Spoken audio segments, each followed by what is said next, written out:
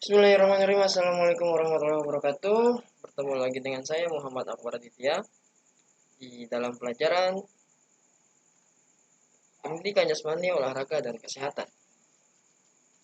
Oke, baik. Hari ini saya akan menjelaskan cabang olahraga atletik.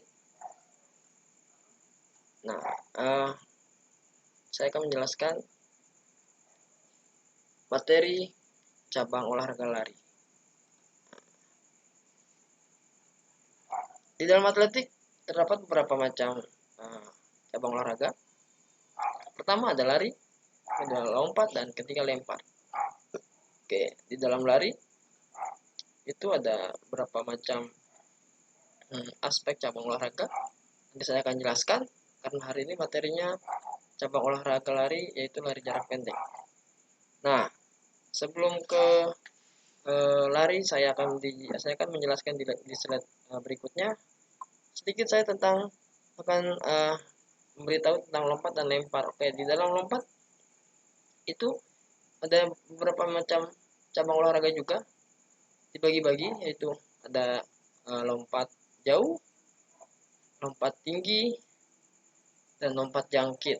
Dan di dalam lempar ada lempar lembing, ada lempar cakram, dan tolak peluru. Nah, itu sedikit saja tentang lompat dan lempar. Karena hari ini materi kita yaitu cabang olahraga lari, yaitu lari jarak pendek. Nah, di dalam lari terdapat beberapa macam lari dan jaraknya. Yang pertama itu lari jarak pendek. Nah, di dalam lari jarak pendek itu terdapat beberapa jarak, yaitu 100 meter, 200 meter, dan 400 meter. Lalu yang kedua ada lari jarak menengah. Nah, di dalam lari jarak menengah itu terdapat beberapa jarak, yaitu 800 meter sampai 3000 meter. Dan yang terakhir itu lari jarak jauh. Lari jarak jauh terdapat beberapa jarak, yaitu jaraknya dari 5000 meter, 10.000 meter, dan sampai seterusnya.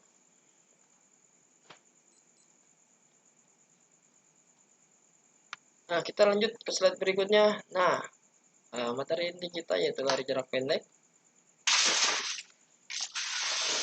Di dalam lari jarak pendek, tadi saya sudah jelaskan di awal, ada 100 meter, 200 meter, dan 400 meter. Nah, selain jarak ini ada juga di dalam lari jarak pendek itu lari estafet. Lari estafet itu lari sambung. Kenapa disebut lari sambung? Karena di dalam lari estafet itu pelarinya lebih dari satu orang, yaitu lari berkelompok, dan jumlah kelompoknya itu yaitu terdiri dari 4 pelari atau 4 orang.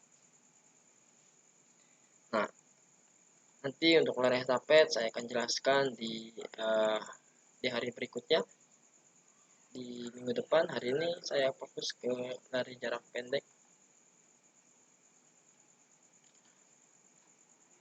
Baik, di slide berikutnya.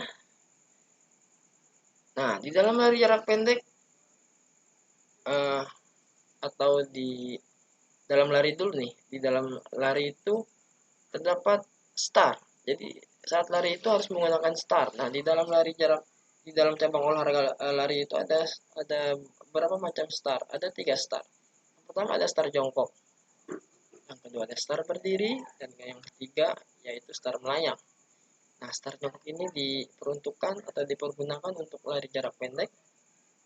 Start berdiri yaitu diperuntukkan atau dipergunakan untuk lari jarak menengah dan lari jarak jauh.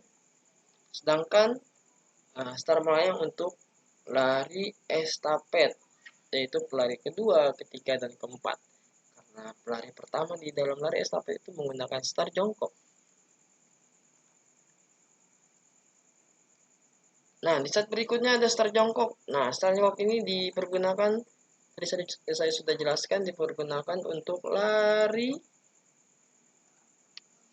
apa? Lari jarak pendek. Nah, di dalam start jongkok terdapat 3 baba, yaitu bersedia, siap, dan mulai. Nah, di tiga aba-aba ini bersedia itu awal mula start jongkok.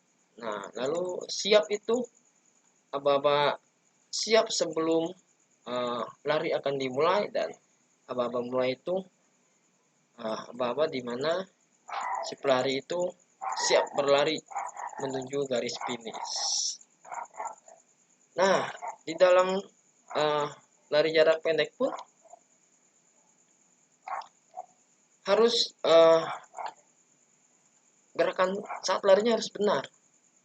Nah, ada teknik-teknik tertentu saat gerakan lari jarak pendek. Yang pertama itu pandangan. Pandangan itu harus berfokus ke depan, ke arah garis finish. Tidak boleh tengok kanan, tengok kiri, karena kita harus lebih konsentrasi saat berlari. Lalu tangan diayunkan. Nah, saat berlari jangan sampai tangan diam, karena tangan itu fungsinya untuk keseimbangan saat berlari dan mempengaruhi juga kecepatan saat berlari ya.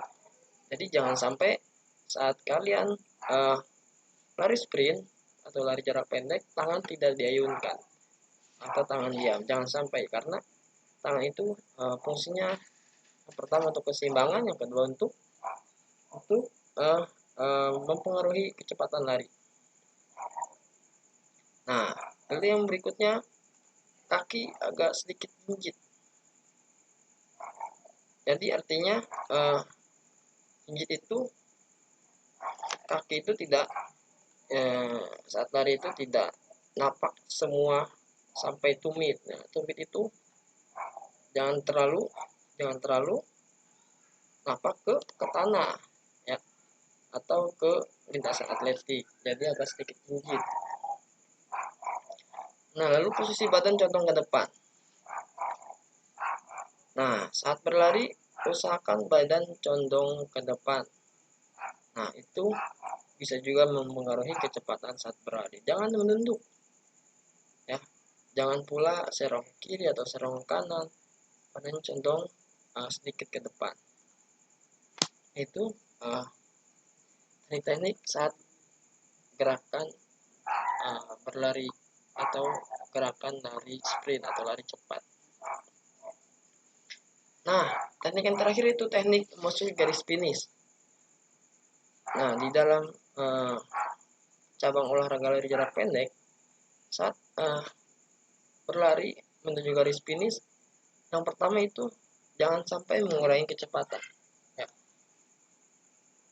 Karena jarak pendek maksimal itu kan jarak pendek tadi 400 meter. Nah, dan minimal itu 100 meter.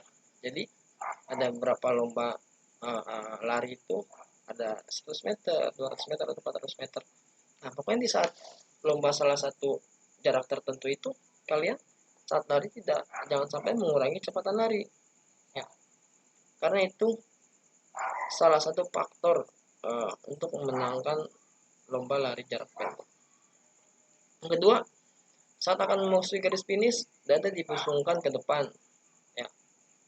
Jadi apa fungsinya dada dibusungkan ke depan? Jadi apabila kalian berada di posisi terdepan dan ada pula lawan kalian posisinya sama persis dengan kalian, hampir masuk garis finish. Nah, apabila lawan kalian tidak memasukkan dada dan kalian memasukkan dada saat berbarengan masuk finish, itu pasti kalian yang akan menang, walaupun posisinya itu bersamaan, karena yang membusungkan dada itu pasti yang mengenai garis finish terlebih dahulu, walaupun di saat bersamaan posisi mereka sama, tapi yang membusungkan dada pasti yang akan mencapai garis finish terlebih dahulu.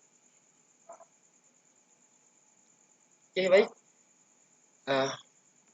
mungkin itu yang bisa saya sampaikan materi tentang atletik cabang olahraga lari jarak pendek. Terima kasih. Sampai ketemu minggu depan di materi selanjutnya. Nanti absen bisa mengisi di GCR, nanti saya akan share juga materi ini di GCR. Terima kasih. Assalamualaikum warahmatullahi wabarakatuh.